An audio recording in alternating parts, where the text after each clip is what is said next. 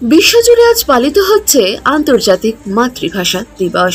প্রতি বছর 21শে ফেব্রুয়ারি আন্তর্জাতিক মাতৃভাষা দিবস পালিত হয়। 1999 সালে ইউনেস্কো 21শে ফেব্রুয়ারিকে আন্তর্জাতিক মাতৃভাষা দিবস হিসেবে ঘোষণা করে। প্রথমবার এই দিনটি বাংলাদেশে পালিত হয়েছিল। বাংলাদেশে পাকিস্তান সরকার উর্দুকে রাষ্ট্রভাষা ঘোষণা করেছিল। 21শে ফেব্রুয়ারি 1952 সালে ঢাকা বিশ্ববিদ্যালয়ের ছাত্র এবং সমাজকর্মীরা তাদের মাতৃভাষার অস্তিত্ব রক্ষার জন্য প্রতিবাদ শুরু করেন, কিন্তু এই প্রতিবাদ দ্রুতই এক হত্যাযজ্ঞে পরিণত হয়। তৎকালীন পাকিস্তান সরকার প্রতিবাদকারীদের ওপর গুলি চালায়, যেখানে 16 জন শহীদ হন।